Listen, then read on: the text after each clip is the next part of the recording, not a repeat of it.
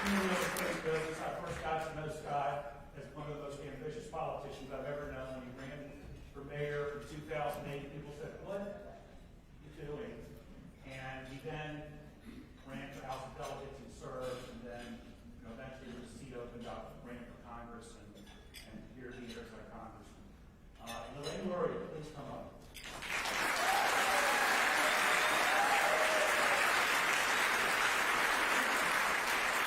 A lot of people know Elaine, but she runs the Mermaid Factory. She started it, but of course she was a commander in the Navy. So you have two candidates here with outstanding military experience, different kinds of military experience, which we'll get into today. I don't want this to be a sort of gotcha and a slugfest. Turns out that way. They're choosing, but I want you to look at these two people not just as the nominees of the Democratic Party or the Republican Party, or one's the incumbent and one's the challenger. One of them's going to get elected. One of them's going to be our congressman, congresswoman, congressperson. So look at them that way. Let's have a discussion, not necessarily about things that they may or may never vote on, but somewhat on the state of our politics today. Because it's in my lifetime, and I've been in this market since 1975, I've never seen the division, the tribalism, et cetera, like it is right now. And so to run for federal office today, whether you're a senator or a congressman or president, takes on a heavy responsibility, because most of the major issues are right there in front of us as a nation. So I applaud people who run for this office. And so I'm going to ask them about some of the things that are happening today. Don't want to stand at your respective podium. Somebody had said to me, you mentioned about that, Gene said, should we do a moment of silence for this? You can do your own moment of silence. Moment of silence is great. But I'd rather talk about it. And so the first question that I want to ask both of you is, there are some who saw... moment of statements, I'm sorry. Sure. Yes, I'm sorry. We did point before we started, and I'll get to the questions in just a moment. But Scott, on the point flip, so he's going to go first on the 2-minute opening statements, then Elaine, then we're done with 11-minute closing statements, and we'll be reversed. So Scott, I'm sorry, go ahead. Thanks, Joel. Thank you for doing this. Can we give Joel a round of applause, please? Thank you. You've done a great job over the years in monitoring many of these things. I want to thank the CBDA, of course. I want to thank all of you for your time. There's nothing that's more precious than you can give in your time, so thank you for being here today. 2 years ago, when the majority of you sent me to Washington to represent you, I told you a few things. I told you that I would work to rebuild our military, and we've done just that. I told you that we would work to protect and take care of our veterans, and we've done just that. I told you that I would work to repeal the ACA, to protect our Chesapeake Bay, and we've done just that. I voted to do it, and I helped to bring money back here. I will also say that those three main things, the military, veterans, and the economy here, is what I've really worked on a lot. But I will say that that's not the only thing. Just over a year ago, I got some text messages to meet with a family, and I was on my way to D.C., and I had an early flight, and I met with them. And after speaking to that family, I knew in my heart and my gut that they were going to get some bad news. So I canceled my flight, and my team jumped into action. We helped push the FBI to take over an investigation for Mrs. Ashanti Billy, a 19-year-old African-American, young, beautiful girl who was abducted off the Little Creek Naval Base. So we worked over, obviously, unfortunately, she was murdered, and her body was found in North Carolina. So we wanted to make sure that we could help out here and try to prevent this thing from ever happening again for missing adults. We understood that there was an Amber Alert. We understood that there was a Senior Alert, but nothing for missing adults. So I'm proud to tell you that while it didn't fall under those three parameters, we jumped into action, and a year to the day that family came into my office asking for help, we passed the Ashanti Alert Act through the House of Representatives, and hopefully it'll get to the President sooner than later so that we can save lives. And I look forward to answering your questions. Thank you.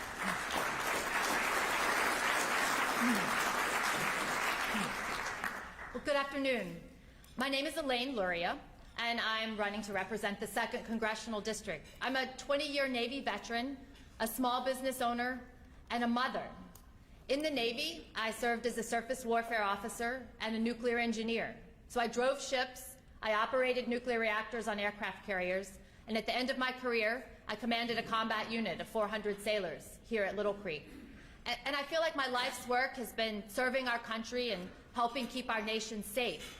And I'd like to continue that work by representing you, by representing the 2nd District in Washington. I'm also a small business owner.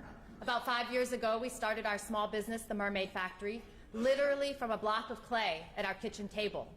And since then, we've grown that to 2 locations. We've created 10 jobs in the community. We've given back to art organizations that support art and the youth and the arts throughout Hampton Roads. And the reason I bring up the business is I think it's important as a representative to have had the experience of starting a business from scratch, having people on your payroll who depend on you for their livelihood, and understanding the challenges that small businesses face in our communities. When I talk about the Navy, a lot of times it sounds like I'm talking about ships and steel and the machinery and the weapon systems that I operated. But that's not what the Navy's about. The Navy's about the sailors. It's about the people. And my job as a leader in the Navy was to create an environment for those people to succeed. The job of a representative is the same, to create an environment where people and families in our community can succeed. And what does that mean? That means access to quality, affordable health care. It means protecting Social Security and Medicare. It means protecting our Chesapeake Bay and building our infrastructure to combat the effects of sea level rise and recurrent flooding. And I really appreciate the opportunity to be here today. Thank you to the Central Business District Association, and thank you, Joel, for moderating. And I look forward to answering questions on these issues.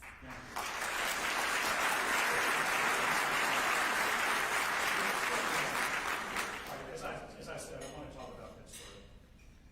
There are some who say they saw this coming, that the rhetoric from the president against immigrants and globalists was going to take the form of attacks against minorities, especially Jews, who have been victims over and over again throughout history.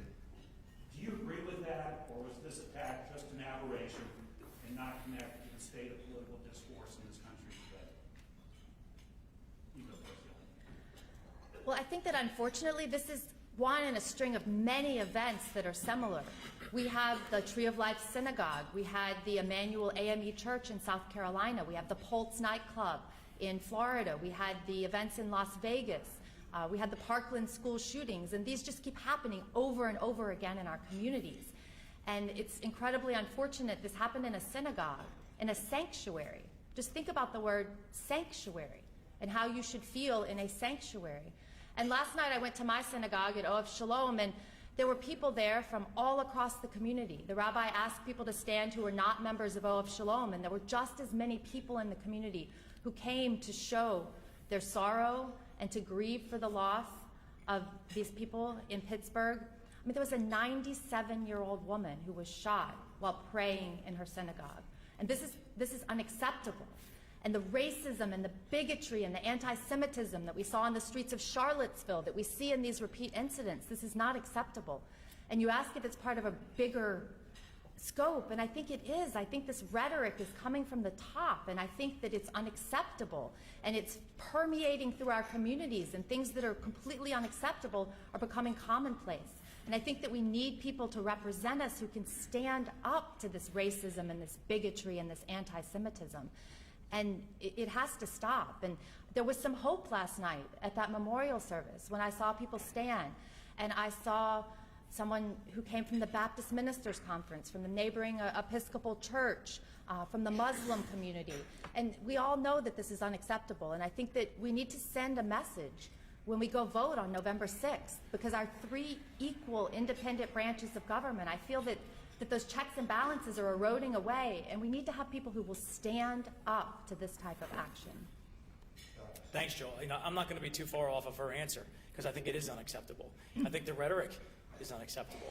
I think, Charlottesville was mentioned. I think there was, and I said this, not just here, but on national television, that it was a failure of leadership, quite frankly, to not address this, to not stand up appropriately and forcefully against these types of acts. I'm not far off her. I think the rhetoric is dangerous in this country.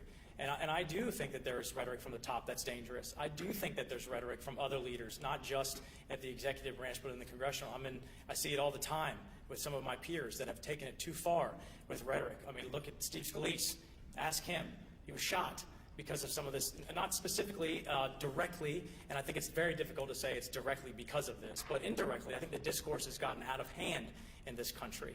I'm hopeful that when you look throughout history, we've had these times before. So if you understand history, you understand there's been some very divisive times in our country before. And I'm hopeful that whomever the next leader, I'm hopeful, number one, that all leaders, all of them, in any position of leadership, because leadership is not positional, it's influence. So whether you're a leader in the legislative branch, the executive branch, in the media, a business leader, you should be standing up and speaking out against this crazy rhetoric. And I'm hopeful, quite frankly, that the next president, whomever he or she is, whatever party he or she is from, will bring us back together.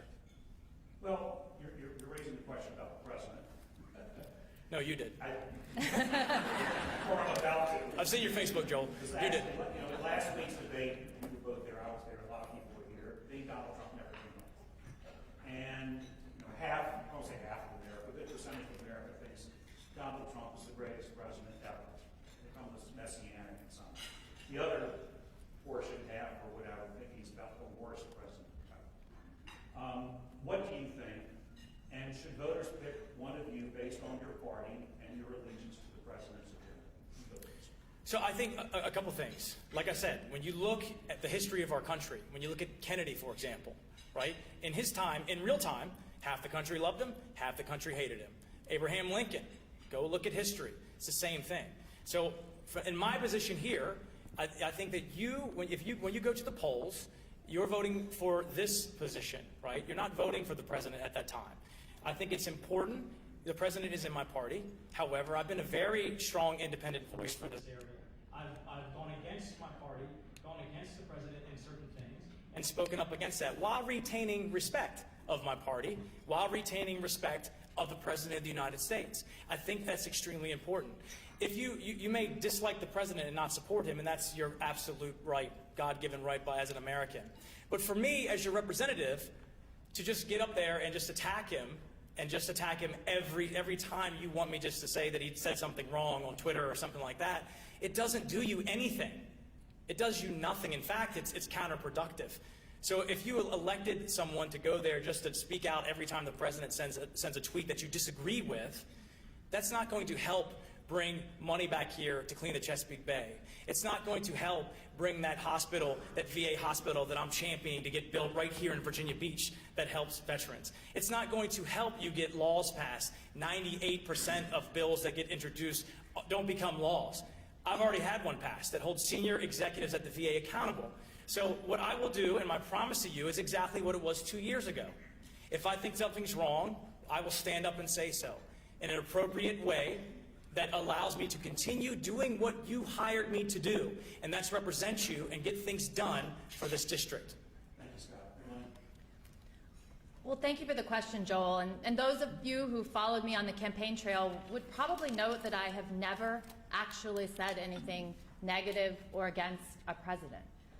I'm not running against the president. I'm running against Congressman Taylor. And he says that he's stood up to the president, but he's voted 98% of the time along party lines, and his party leader, Paul Ryan, is coming here today to campaign for him. He's already here. So what makes you think that he's going to act any differently in this term? And, I spoke earlier about my concern about the 3 equal independent branches of government and those checks and balances eroding away. I opened up the news this morning, and I read that the President of the United States wants to amend the Constitution by an executive order.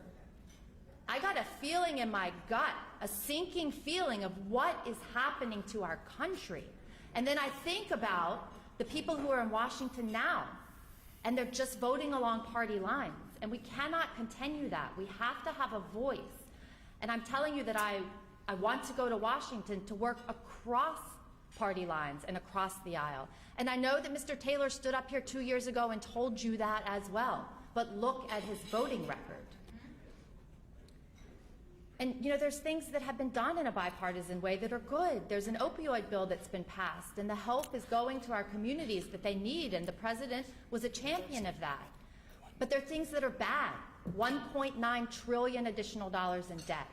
The House voting to pass the AHCA, which would have removed health care from 20 million people in our country, 45,000 of them here in this district, would have stripped away Medicaid expansion, which we are so excited, and we see our delegates and state senators here who work together across the aisle to pass that for 400,000 additional Virginians who can sign up for that in 2 days. And we have people who vote against those things that are good for our community. I'm going to give you an opportunity to respond. It's like 6 attacks. No problem. Let's, number one, there you go again with your talking points. The notion and the talking point that I voted with the president 98% of the time either does one of two things. It's intentionally misleading, or it's in ignorance of how our system actually works.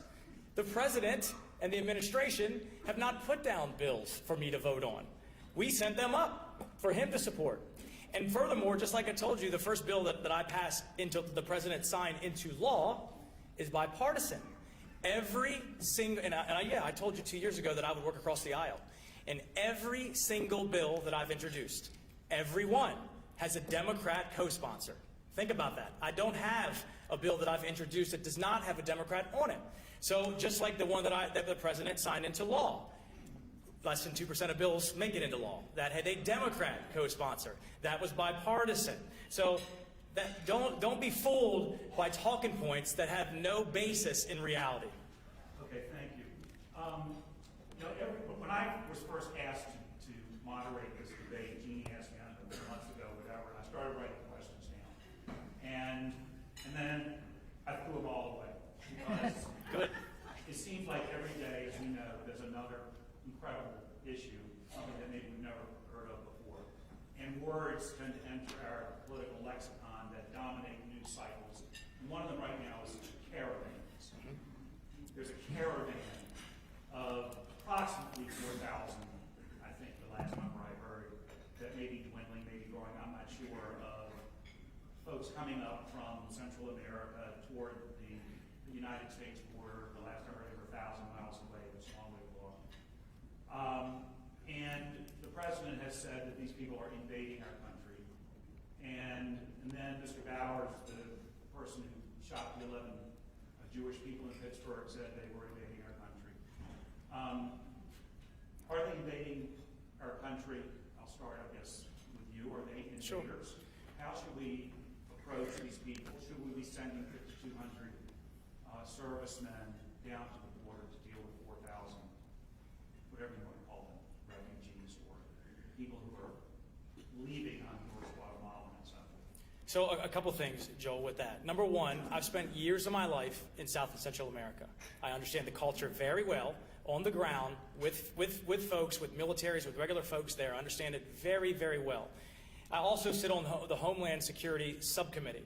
So my first trip as a member of Congress was to the border to visit the different sectors because I knew that I'd be taking votes on these issues. I don't like the rhetoric.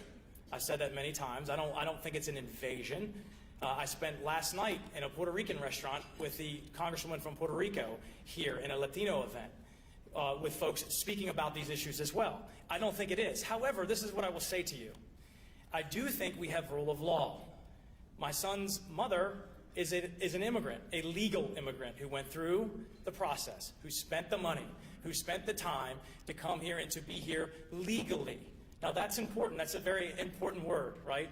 I understand why people want to come here to this country, and I think it's fantastic that we're that shining beacon on the hill, and I want that to always continue. I didn't just spend time in South Central America, but I spent years in the Middle East as well. There are a lot of folks that want to come here as well from there. I think that's a good thing. But we are a nation of laws.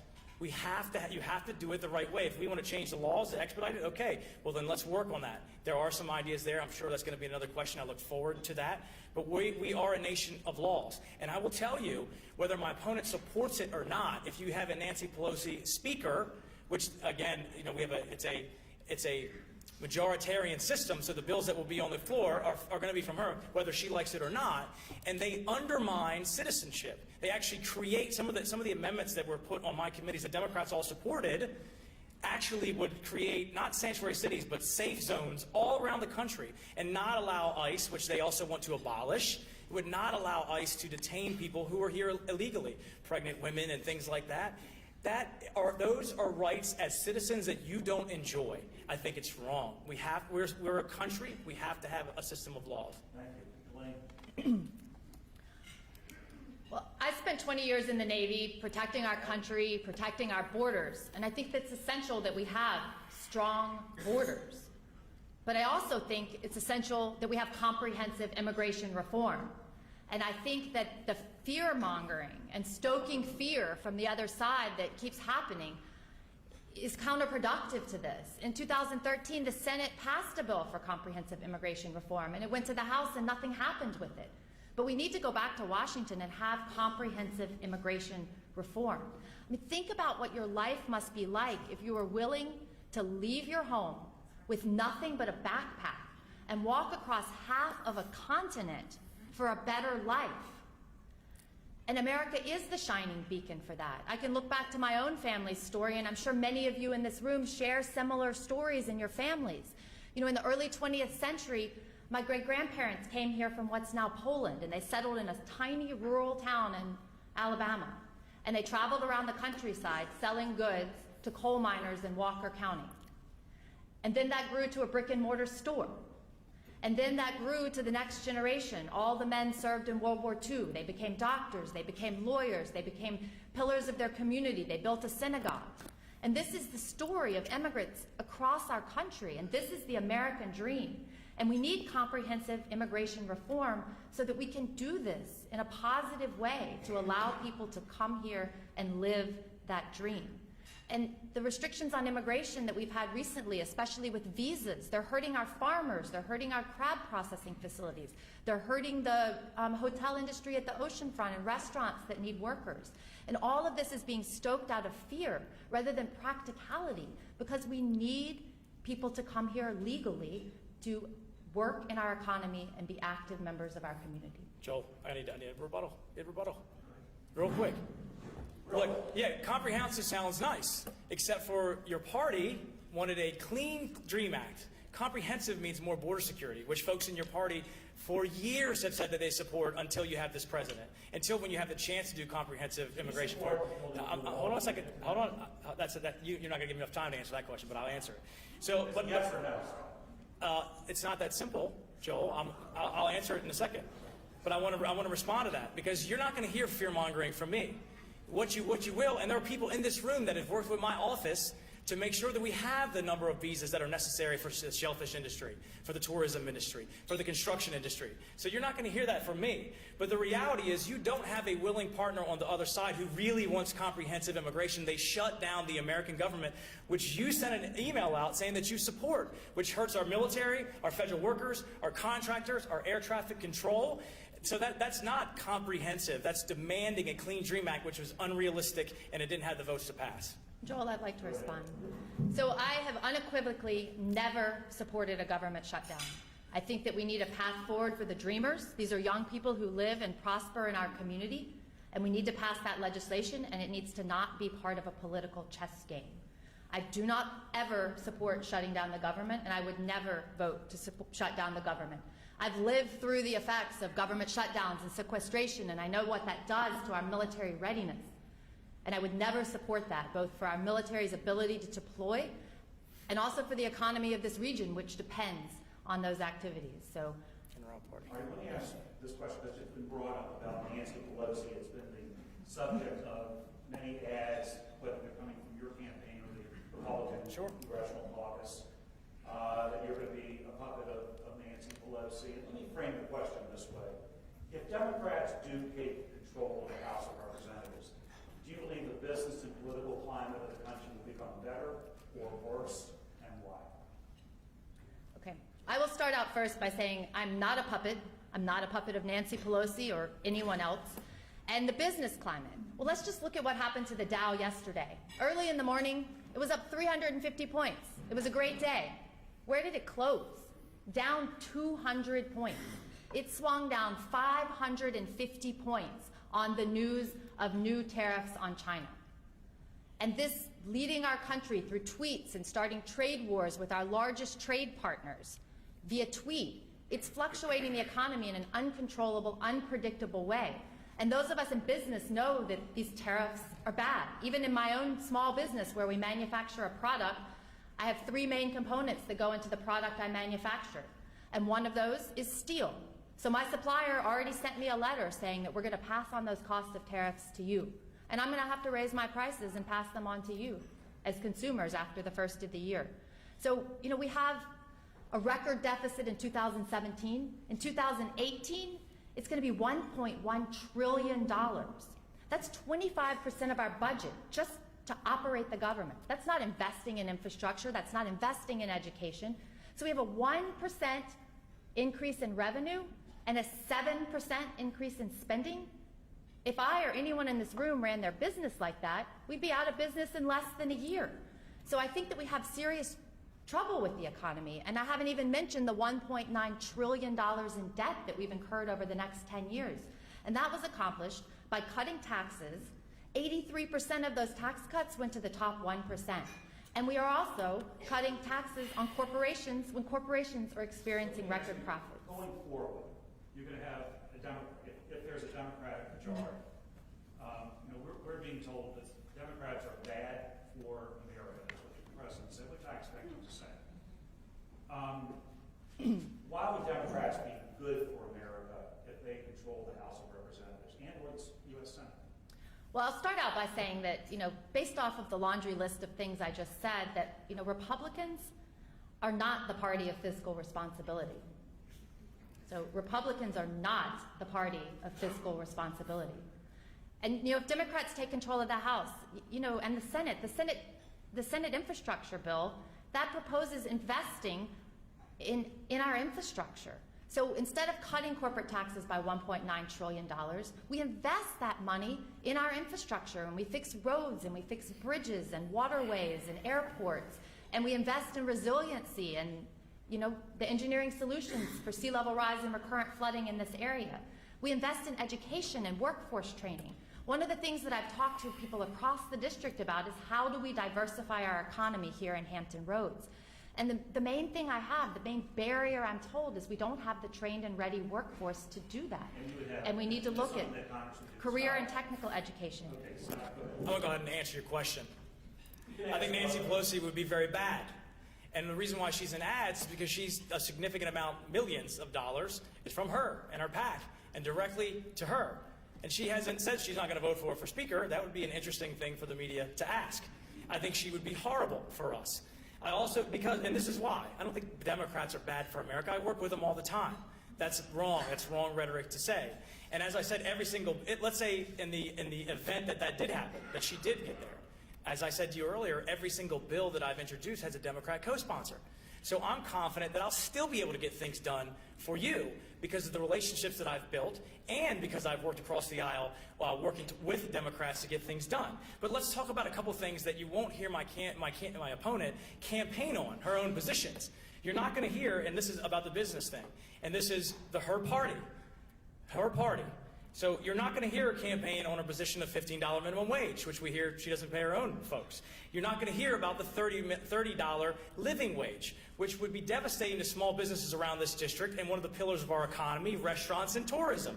Simply talk to folks if you're not in that business. You're not going to hear about Medicare for All or the enormous expansion of Medicare X. You're not going to hear about that. Those aren't in her ads. They're not being campaigned on, but those are her positions. Those are her party's position.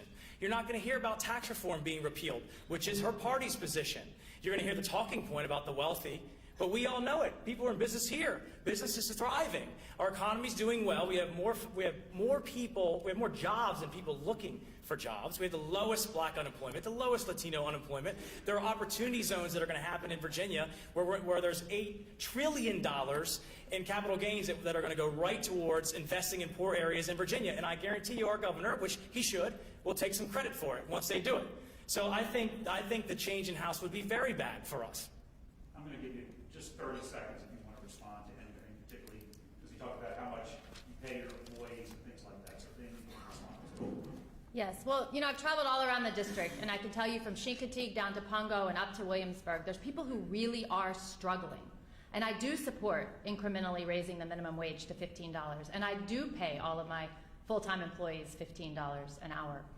And Full-time.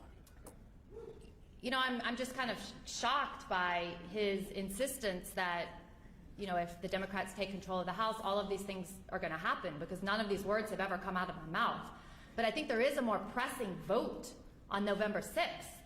And I'm still waiting for an answer from Congressman Taylor, because the top of his ticket is a choice between Corey Stewart and Tim Kaine. So I'm curious how much he supports his party and how he'll be voting on November 6th.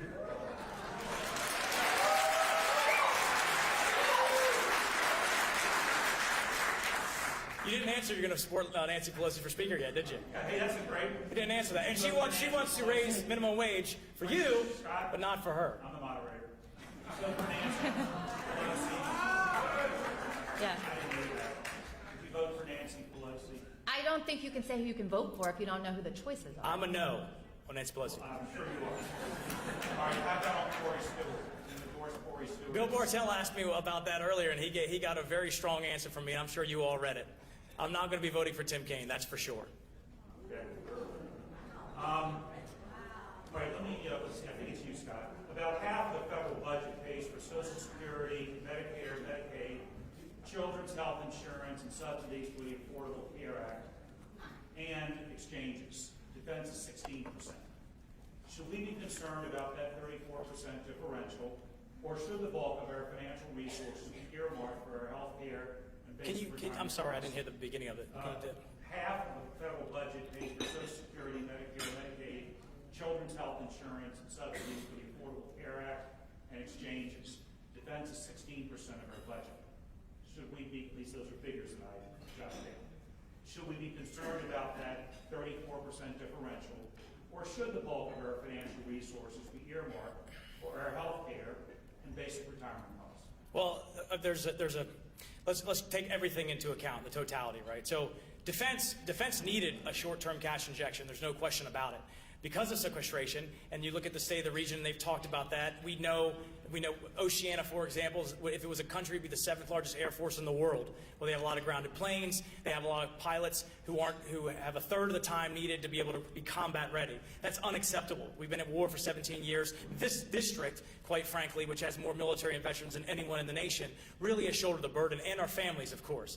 But for maintenance and readiness and training, we needed that short-term cash infusion.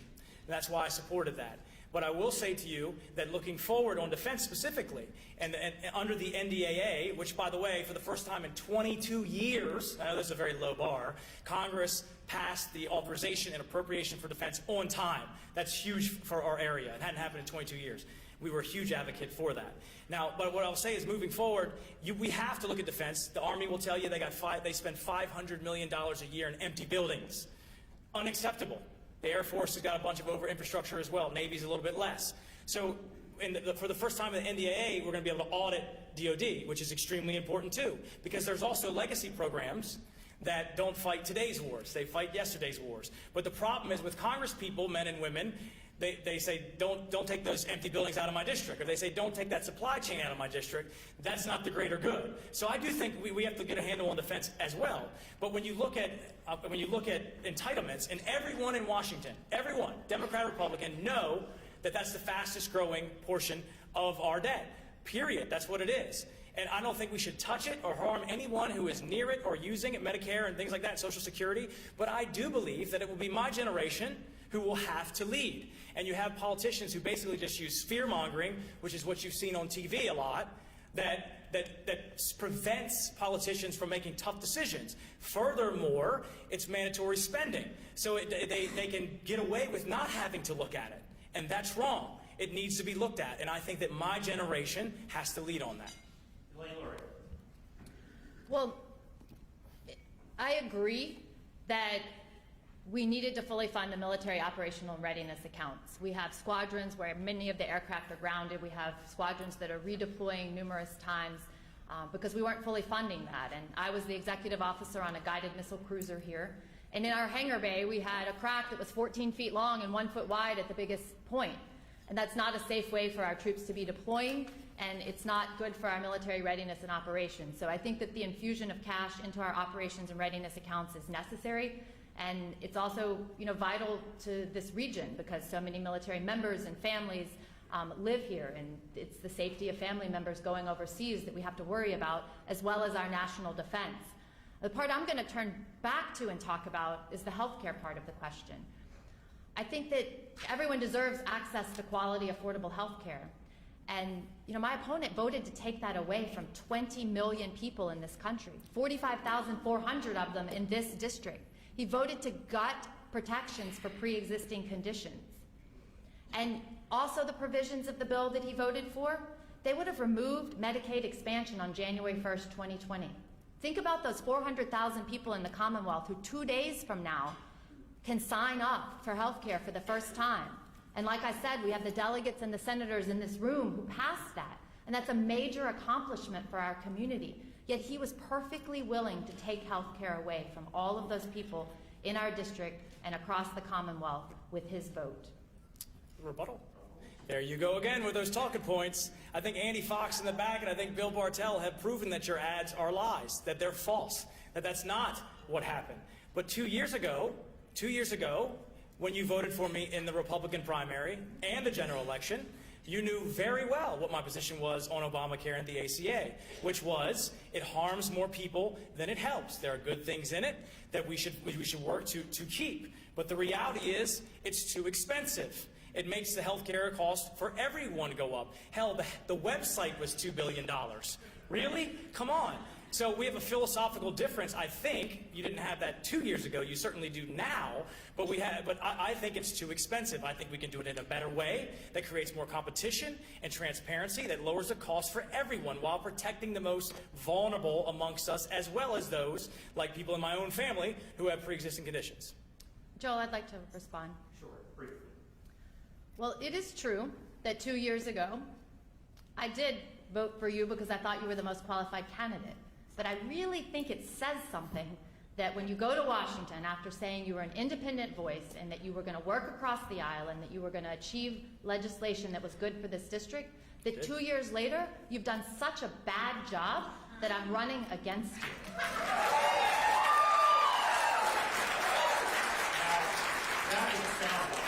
Do I get a rebuttal?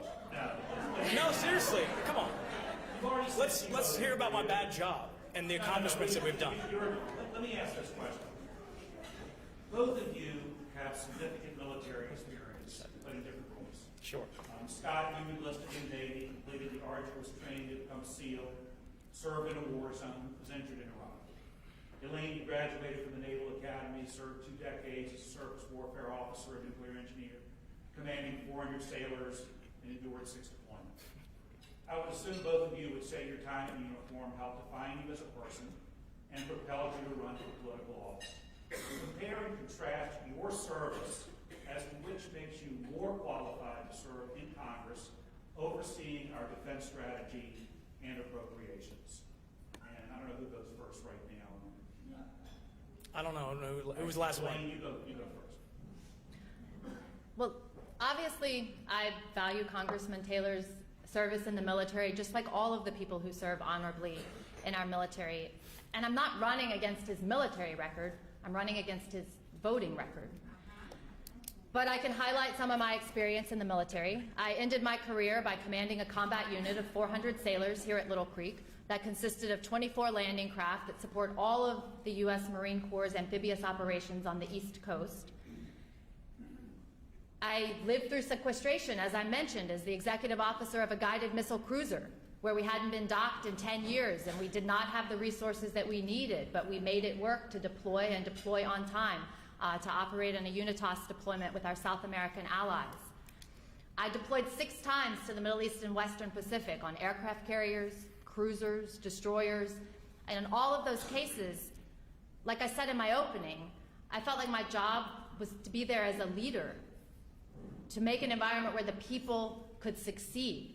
And I think that when I cross paths with a sailor who I haven't seen for 10 or 15 years, and I can see that they went from being an immigrant from West Africa who had gotten a college degree and came in the Navy as an E1 who was painting the decks.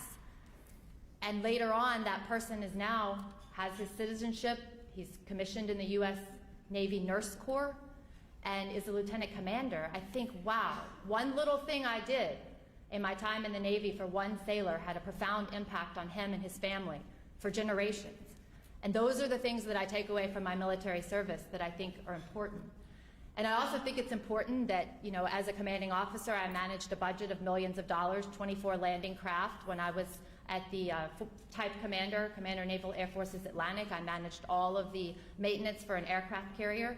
And understanding the ins and outs of our ship repair industry and how it affects the economy throughout Hampton Roads, that's vital to representing this district and understanding, you know, how the military ties into our economy. It's 40% of the economy in this region. So all of those experiences together, I think, give me a very strong foundation to represent this district, and they set my values. And I did learn a lot from my time in the military that I will take forward in this or any other career.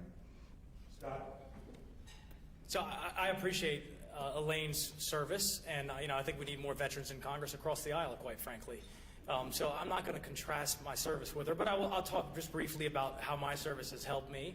But I also want to say that it's not just military service. You know, that certainly qualifies you to serve, but there are a lot more experiences that make you a more effective leader in politics, because obviously the military is very hierarchical. It's not the same in politics.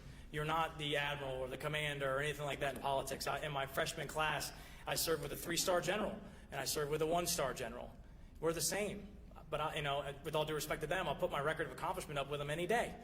But as a SEAL team member, which I have a couple of people who are teammates that serve with me in this room today, I serve with some of the best people that I will ever know. I understand how to work in an elite team. I understand the never quit attitude and how to get things done and build relationships. I'm the guy in my SEAL platoon in the Amazon who found the guy in the Amazon who found us water. And I've taken those experiences, and they've definitely stayed with me for sure. But just the military is one thing. It's a fundamental part of who I am, 100%. But I've also served 2 terms in the House of Delegates. And I've passed numerous laws that have helped to save this Commonwealth. I've worked with many of you in this room to get things done in a bipartisan way that have benefited Virginia.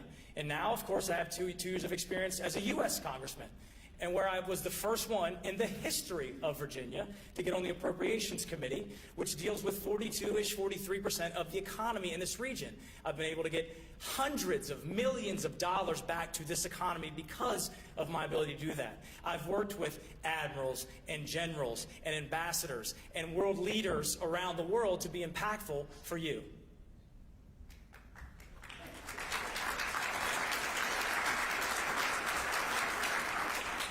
I want to ask about America First, which is President Trump's often stated governing philosophy. As I mentioned, you both served overseas and presumably have interacted with foreign nationals. Do you believe America First makes it harder for our country to be effective around the world, helps make America more respected and competitive, or makes no difference at all, and why? I think that the answer is not a simplistic one. I think it's different in different scenarios. I will tell you that, you know, I've met with many world leaders, many ambassadors over the years, over the past couple of years in my office, also been overseas. And I can tell you there are many countries that are very happy with our foreign policy, which is much stronger, much more realistic geopolitically in some areas. There are also other countries who aren't very happy and don't like the president. And so it's not something that's going to be the same everywhere you go. I think that it is important that we put America first. It's our country, with the understanding of how the world works, with the understanding of how the global economy works, with the understanding that sometimes foreign aid is good for us as a foreign policy tool. And I get attacked from my own party because of that, because of some of my beliefs. But I come from the school of realism in international affairs, and I like to operate on how the world actually is, with a goal, of course, of where we should go, but understanding the cultures are different and people are different and things like that. So I think it's not that simplistic of an answer. I can tell you in Israel, they're very happy with this president. I was there in Jerusalem, Joel, when we dedicated, which is our sovereign right to put our embassy where we choose to. And then previous presidents have said they were going to do it, and they didn't do it. And this president said he was going to do it, and he did it. And when I was there, I can tell you that everyone was elated when it happened. So, you know, I think it's important for a politician, just like I just told you. Everything I said I was going to do 2 years ago, I've done. Everything. Even if you don't like it, I've done it. And I think this president does that. Now, granted, is there room for criticism? Absolutely. And I've been there doing that sometimes as well. But so I don't think it's that, it's, you know, in 2 minutes, and it's not that simplistic of an answer because it's different in different scenarios. Elaine. Well, I think that the America First rhetoric and attitude and strong-handed approach that's been done through tweets from our president against our closest allies and all of other world leaders is not an effective way to lead our country on the world stage. And we've alienated our closest ally in Canada. We've alienated our European allies. And I just think that this continued governing by tweet and unpredictability is not a good way to move forward. And I think that America First it's frightening. When the president says the other day that he's a nationalist, shouldn't that make the hair on the back of your neck stand up? A nationalist? He says, oh, I'm a nationalist, not a globalist. Globalists care about the globe. Like, what is that supposed to mean? It's yet more rhetoric and more of the pieces that fit into this America First ideology that I think is threatening to our position on the world stage and threatening to us as a country. Scott, do you respond to that about the nationalist? I mean, there's so many words that are entering our lexicon here. Nationalism has certainly meant some things in Europe. Look, I know that you want to pin me down, Joel, when speaking about what the president says and stuff like that, and that's fine. You've been very clear. But I've been very clear. I don't like some of the type of rhetoric that I've heard in this country, and I speak out against it. But I do think that some of the things, some of the policies in America that are, if you would say America First, I think are actually good. I think there's been a wealth transfer in some countries. I think there's been folks that have cheated on trade and IP and stealing and in cyber, which is a whole other topic that we should probably talk about instead of just rhetoric. But those things, you know, there are good things. There are, when you look at Europe, for example, geopolitically, the United States has been subsidizing the security there since World War II. Potentially because of a Russia coming over to Western Europe. That's not necessarily a threat anymore, is it? So it's important that they do. Well, I think Is what? If you understand, Russia is not going to ground invade Western Europe right now. That's not a threat right now. In cyber, however, it is. There are issues with cyber, which is something that we should discuss and talk about, not just simply rhetoric. But the reality is it was important for them to pay more of their security. More for their security, because who is going to care more about their kids than them?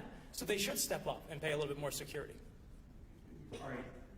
I would love to have that conversation about Russia. Let's do it. Well, let's do it. Unfortunately, the election's in 1 week and the end of our debate is here. It's now time for our closing statements. And Elaine, is based on the coin toss.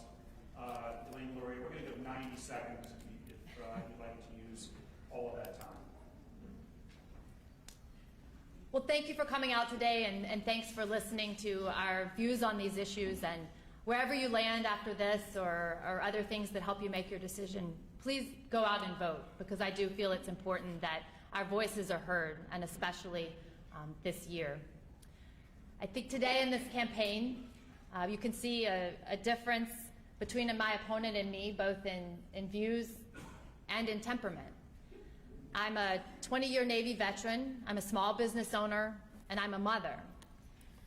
I'm not a politician, I've never run for office before, but I stepped forward because I think about our children. I was in a church in Cape Charles a few weekends ago, and I walk in when they're finishing Sunday school, and this little girl, Layla, runs up to me. She just finished her Sunday school lesson, and she'd seen me on TV. And Layla's 9 years old, just like my daughter. And I'm thinking to myself, there's Layla, there's my daughter, and in 10 years, they'll be able to vote for the first time in a presidential election in 2028. And I don't want my daughter to ask me, what did you do in this trying political time? I want to be able to say that I stood up, and I stood for what I believed in, and I ran with the help of all of you and the supporters and all the people across the community who also want their voices heard. But I ran to represent this community and do things that are good for this community. My motto in command, and I use this in my small business, is very simple. It's be good and do good work. And I think we desperately need more leaders in Washington who are willing to be good and do good work for all the people in our community. My name is Elaine Luria, and I ask for your vote on November 6th. Thank you.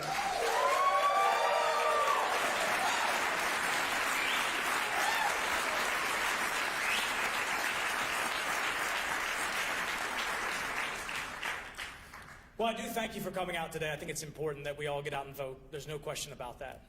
And I want to thank my opponent for stepping up and running. I think that's important. I think we should have an unlimited supply of folks that want to get up and have their ideas heard. There's no question about it. But I will say, again, that 2 years ago, I told you what I was going to do. I told Elaine what I was going to do. And everything that I said I was going to do, I've done. I have a record of accomplishment and exactly what she says she's campaigning on, bringing money here for funding of our military, stable funding, taking care of our veterans, getting things done for accountability in the VA. I've done all of those things. We've also helped set the conditions for this economy to thrive. Not too long ago, I was in Froggy's Cantina, and a mother came up to me, a single mother, which hits home for me because I grew up working poor with a single mother. And she told me, because of your tax reform, that I'm going to see $70 extra every 2 weeks in my paycheck. And I can tell you, as a child of a struggling single mother, that could be the difference between the lights going off or the mortgage being paid. So we've done good. We've done good. And I want to continue to do that because our work is absolutely not done. And I would put my record of accomplishment as a freshman up against anyone in Virginia that's elected, senator or congressman. I'm someone who likes to get things done. I don't like to just talk about it. I want to continue working for you, and I'm asking for your vote on November 6th. Thank you very much, and God bless you.